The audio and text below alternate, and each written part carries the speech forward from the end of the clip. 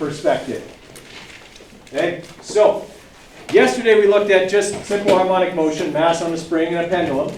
Okay, and we looked at what affects their period. Okay, so for a pendulum, it's gravity and length. For a mass on a spring, it's mass in the spring. Okay, and specifically the spring constant or stiffness of the spring. Okay, so what we're going to look at today is what governs the most important force for simple harmonic motion. Now, yesterday we said in order for simple harmonic motion to occur, the restoring force had to vary linearly with displacement. That is, the more I push on the spring, the more the spring is going to push back, okay, in a linear way, right? That is governed by Hooke's law, right? So Hooke's law deals with restoring force. This is the same Hooke, by the way, who invented the microscope. Okay, so the guy that gave biology its most important tool, because physics is awesome. Okay, so what he did in his Hooke's law experiment was this. He took a whole bunch of different springs and he hung them from the ceiling. Okay, and then he hung masses from those springs. And then he measured how far the springs would stretch based on how much mass he would put on them. And he found that all springs were a little bit different. Okay? Every spring had something different about it that influenced how far it would stretch given the same amount of weight hung from it. Okay? So what he was really doing was an experiment where the force of gravity was resulting in a restoring force in the spring. All right? So what he found was that in this spring, the spring constant and the distance it is stretched multiplied together would give him the force equal to the weight he had hung from it. Okay? Everybody with me so far? All right. So the other thing he found was that this force, the restoring force, is always opposite the displacement. So the weight would pull the spring down, the spring would pull up. Right? Same is true for a horizontal spring. If I push a spring to the left, the spring pushes to the right. Okay? So Hooke's law actually comes out like this. Restoring force is negative k times x, where this is the spring constant and this is the displacement. All right? Weird. We've always used d for displacement up until today. Okay? In this unit, x represents displacement because it's measured from equilibrium. It's not from position 1 to position 2. Okay? It could be in either direction from equilibrium. Okay, so we use x just to make things difficult. Okay? X is going to be displacement going forward in this unit. All right, so we got to understand the relationship between restoring force, spring constant, okay, and displacement. That's Hooke's law. Okay, and we have to understand that energy is still going to be conserved. The law of conservation of energy still applies to something moving with simple harmonic motion. We've already looked at, okay, an example of simple harmonic motion and conservation of energy. Okay, back in Unit 2, okay, we did a couple of conservation of energy questions that had to do with a pendulum. Okay? Okay? Because a pendulum uses what kind of potential energy? Gravitational, right? And then it turns it into kinetic. What about a mass on the spring? What kind of energy does it use? Elastic. Okay? Now, elastic potential energy is affected by different things, but works the same. It's still a form of potential energy. Right? So there's not much that's different between the law of conservation of energy we did in Unit 2 with roller coasters and pendulums and kids on sleds going down hills and all that stuff, and a mass on a spring. Really, the only difference is we substitute elastic potential energy for gravitational. Okay? So a different formula, but the principle is the same. Okay, so here's where this kind of comes from. In Science 10, you did this lab where you stretched a rubber band with a spring scale. Okay, you put the rubber band between the legs of two desks, pulled on it to specified distances, and you measured the force. Okay? And you made this graph that had force on the y-axis and displacement on the x-axis. Okay? Now, what you were measuring was the restoring force in the rubber band using the spring scale. Okay, so we know that what this was here was actually in newtons, and because of what we learned about Hooke, it's actually equal to K times X. All right, and then on this axis we have displacement, which in this unit is X. Everybody all right with that? Okay, so in Science 10 what you did is you calculated the area underneath this line. All right, so you went base times height divided by 2. All right, so the base is displacement. The height divided by 2 ends up being the average force. Okay, it's not the top force because we divided it by 2. Okay, so what we were really doing when we did this calculation was going 1/2 times kx, so that's the height over 2, times x. Well, what's k times x times x? Kx squared. Now, in Science 10, when you did this, you realized that the area underneath the line represented work, because you had taken the average force and multiplied by distance. Well, in Physics 20, what you did was you took the restoring force, okay, multiplied it by the average restoring force, multiplied it by the displacement, and got the elastic potential energy, now stored in the rubber band because you stretched it. Okay? So if you do work on the rubber band, you give it elastic potential energy. Okay? So this, right here, 1/2 kx squared, is our elastic potential energy formula. That calculates elastic potential energy. And it's derived from what you did in Science 10 and Hooke's law. Okay? So you don't have to memorize this formula. It's on your formula sheet. Okay? But you do have to know that it calculates elastic potential energy based on how stiff the spring is and how far it's stretched. Okay? Okay, so according to Hooke's law,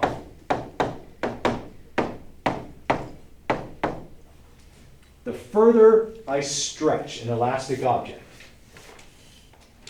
the harder it's going to get. Okay, the force is going to increase as x increases. K isn't going to change. K is just the spring. Okay, that number won't change as long as I don't change springs. Right, so the bigger x gets, the bigger F gets. Everyone okay with that? Okay. Now, if we look at this from an energy perspective, so let's say that I've got these springs here, all right, same spring, just looking at it at different points in time.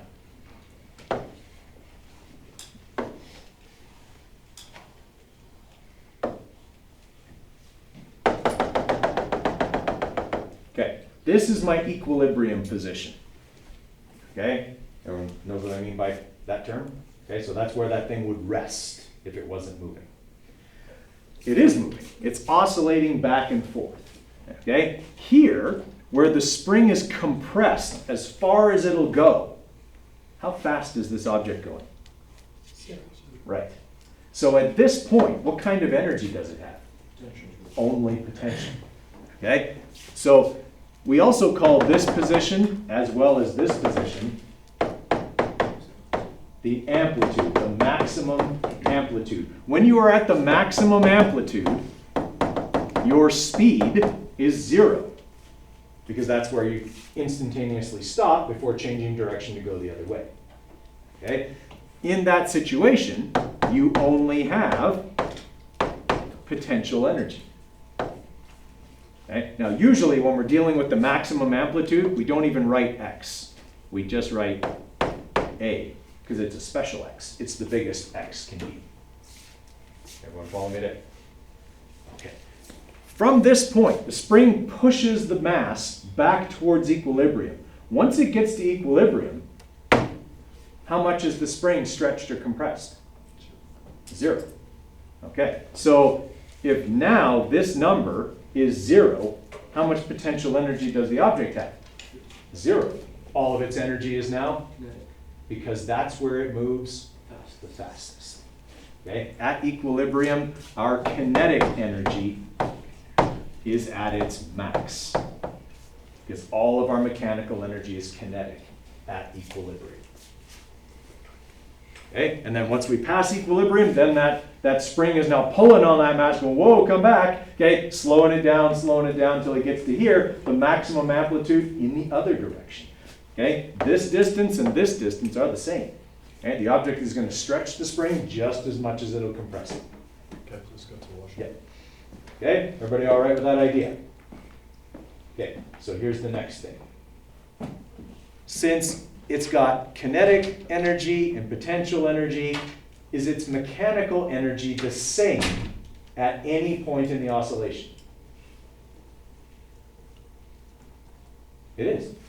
Here, where all of its energy is potential, it would have, let's just say, 100 joules. Well, when it gets to here, it would have 100 joules of kinetic, and here 100 joules of potential. Okay? If it was somewhere in the middle, it would have some kinetic and some potential. The spring is still a little bit compressed or stretched, and the object is moving. It's no different than the roller coaster going up and down the hill.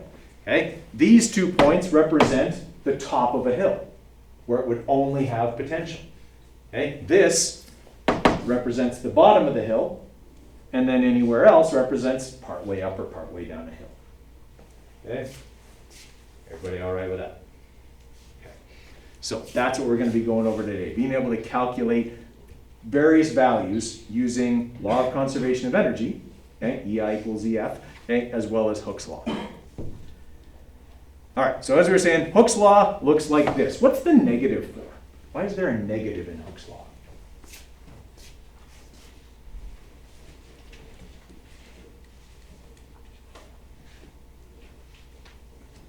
If I push the spring to the right, the spring pushes opposite. That's why the negative is there. This displacement would be to the right. The force has to be to the opposite, to the left. Okay, so the negative always ensures your force and your displacement are opposite. Okay, they have to be according to Hooke's law. Okay, so it's the only reason the negative is in there. Okay, so K is the spring constant in newtons per meter. X is going to be displacement in meters. Okay. All right, and this is Hooke's experiment. Okay, all he did was have the unstretched spring. He measured how long it was. Then he put different masses on it. If he put twice as much mass, it would stretch it twice as far. Okay, linear relationship that has to be present for simple harmonic motion to occur.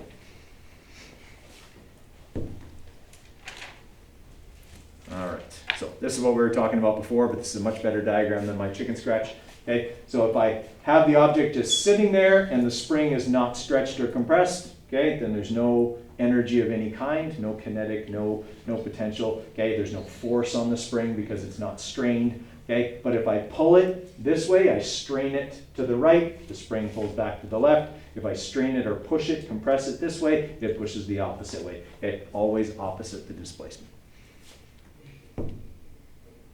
Okay, now this is what we were talking about just a minute ago. Okay, where does this formula come from? Okay, this formula comes from this formula.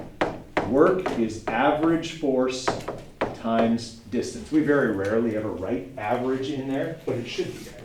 Okay, it's average force times distance. And when we're talking about a spring, okay, the average force is 1/2 times kx. And then multiply that by x again, and you've got 1/2 kx squared. When you do work on an elastic object, it stores it as potential elastic energy. Okay? Everyone all right with that? And that's any elastic object. A spring, a bungee cord, a slingshot, a bow and arrow, okay? Any of those kinds of things. When you pull back on the string of a bow, you pull the ends together.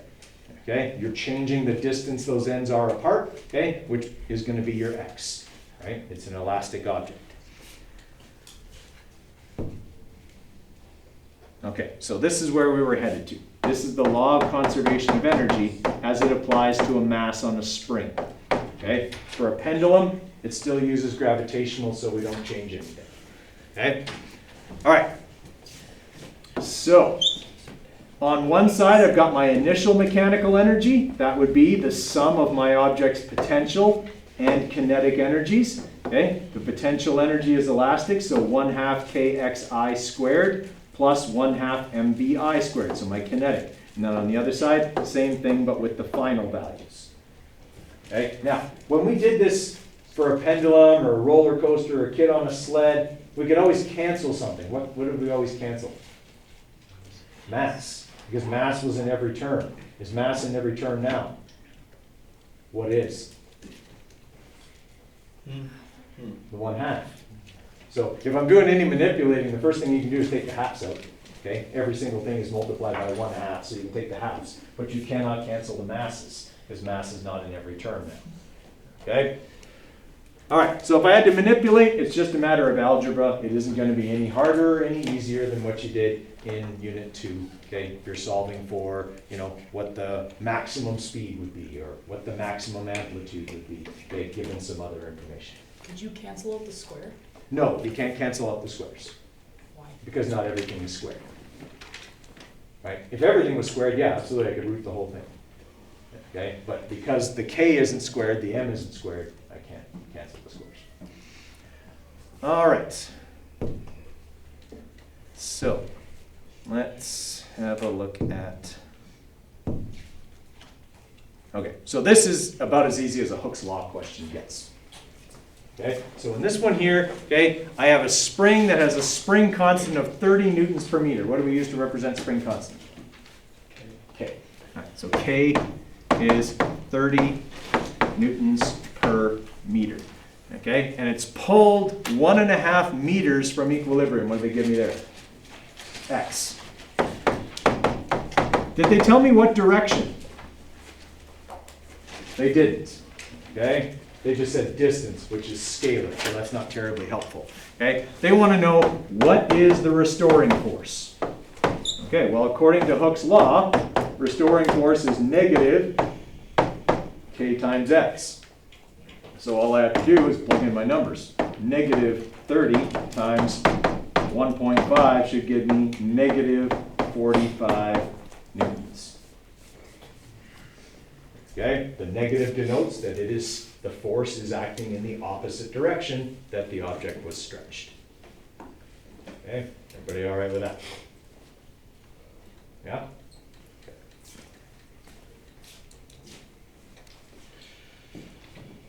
All right, now the way most Hooke's law questions set up is like Hooke's experiment, where he was hanging a weight from the spring.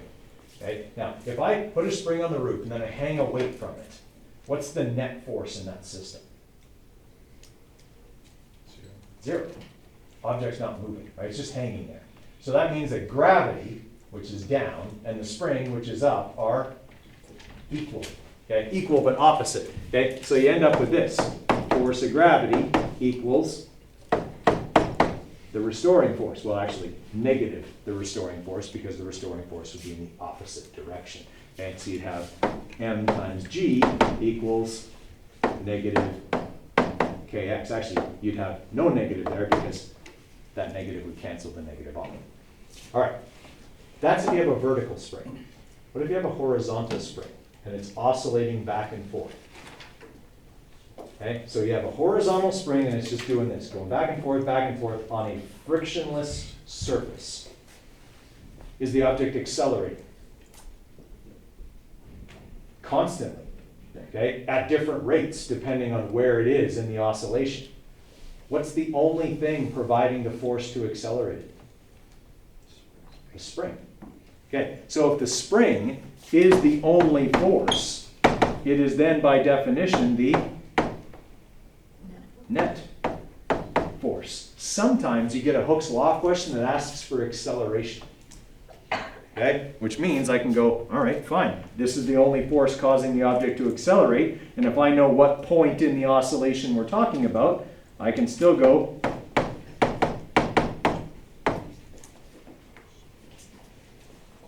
it's the only force acting, so it's the net force. I can calculate the acceleration of that object at any point in the oscillation.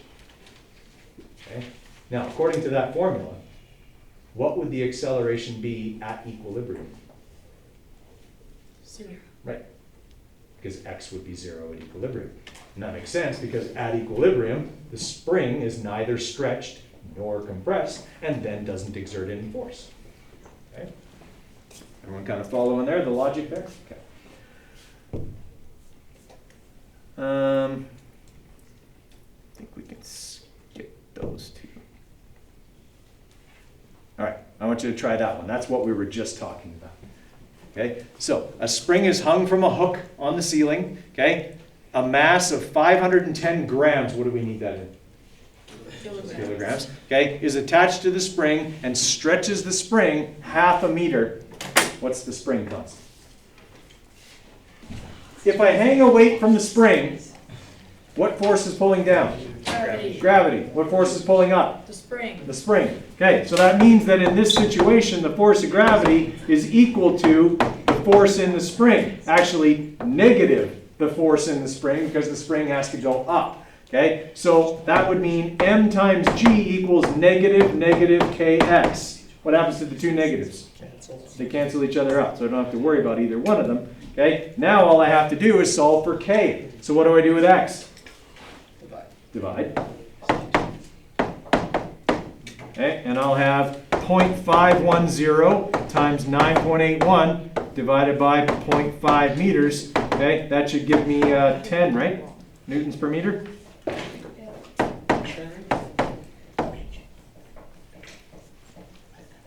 Okay, everybody all right with that? Okay, all right. So this is usually how a Hooke's law question goes. Okay, this is how like a scale works in the produce section of a grocery store. Okay, if you've ever seen those, hanging scales in the produce section. Okay, you put something in there, it's just a spring scale. The weight pulls it down, the spring pulls back up, and it tells you how much you stretch the spring on the dial or the digital readout if it's digital. Okay, all it's doing is using Hooke's law to calculate the mass of your food. Can the spring ever get stretched and get... You can deform a spring. You can permanently deform a spring if you put too much weight on it. Okay, at that point, then its spring constant becomes irregular and it's useless.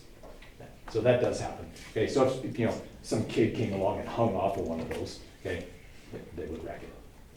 You couldn't likely put enough food into that bowl to wreck it. Yeah. Do you think you could push down with your arm?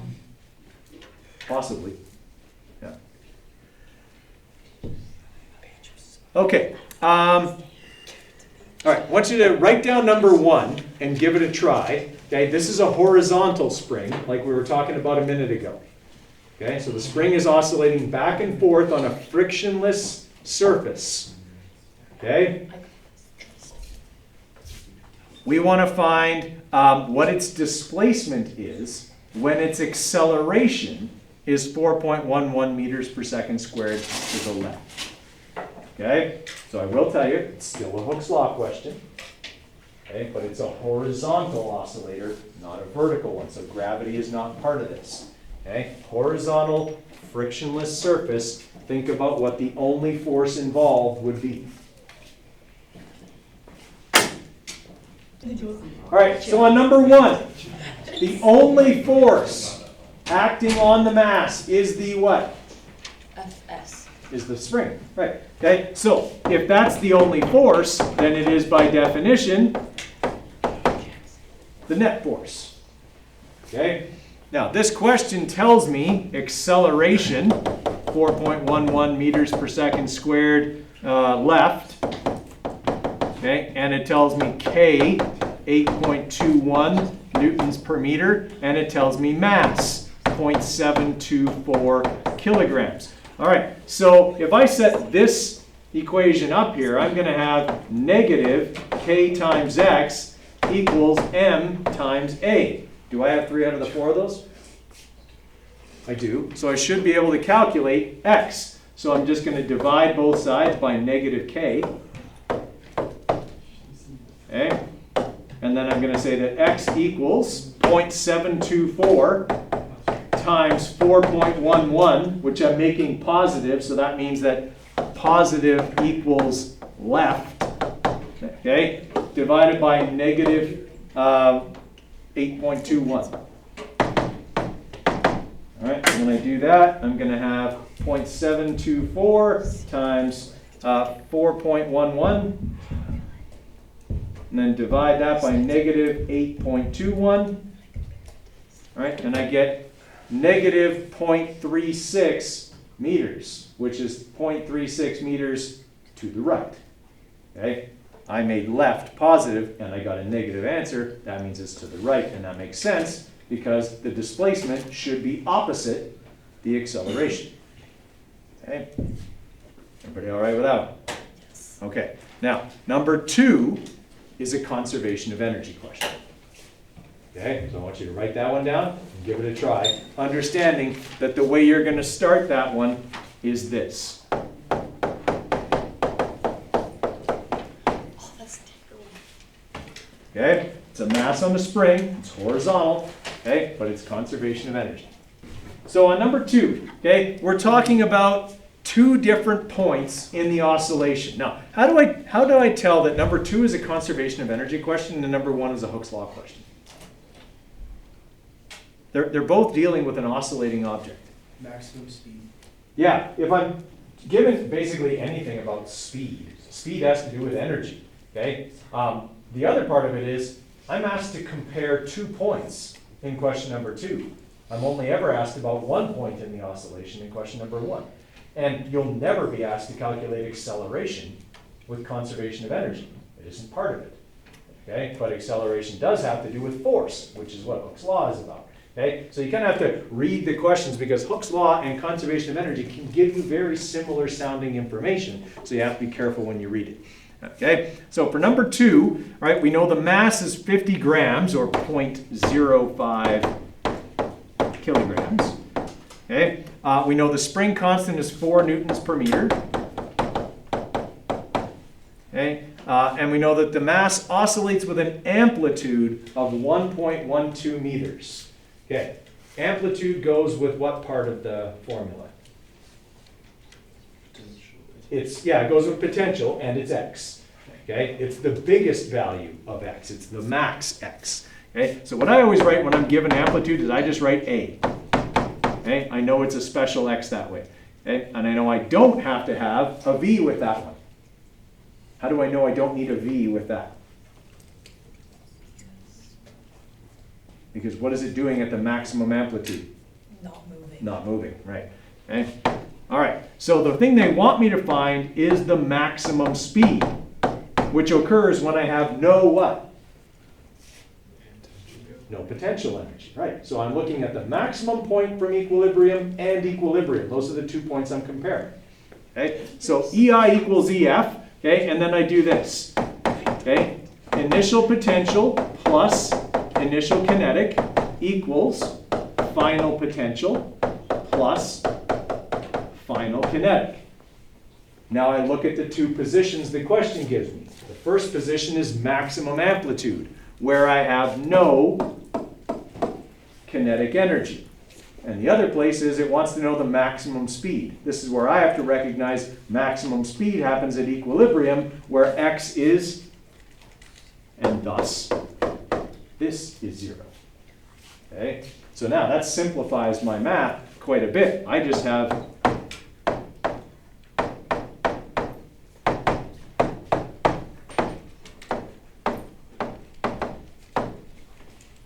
those 2 things equal to each other. Okay, the energy at the maximum amplitude is the same as the energy at equilibrium, is the same as the energy anywhere in between those 2 points. Okay, so I'm supposed to find the maximum speed. I'm going to cancel the halves. I'm going to divide both sides by mass, and then I'm going to Square root. square root. Okay, so V max is going to equal the square root of 4 times 1.12 squared divided by 0.05.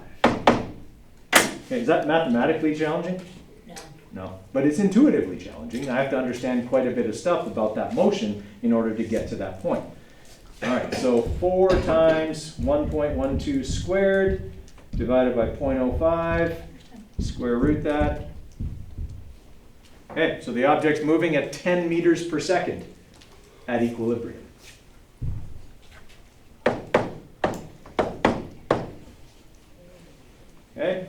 Can you just repeat one more time how we canceled out EKI and EPS? Okay, so my initial point was at the maximum amplitude. That's where the object stops for a second before it turns around and comes back.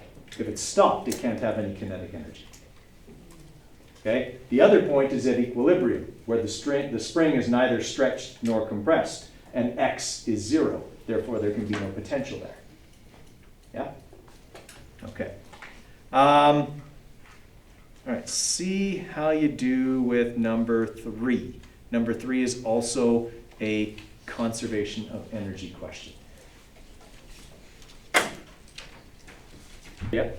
Okay, so we're going to have 1/2 mv max squared equals 1/2 Ka squared, because it did say the point of maximum displacement, which is the amplitude, not a point in between.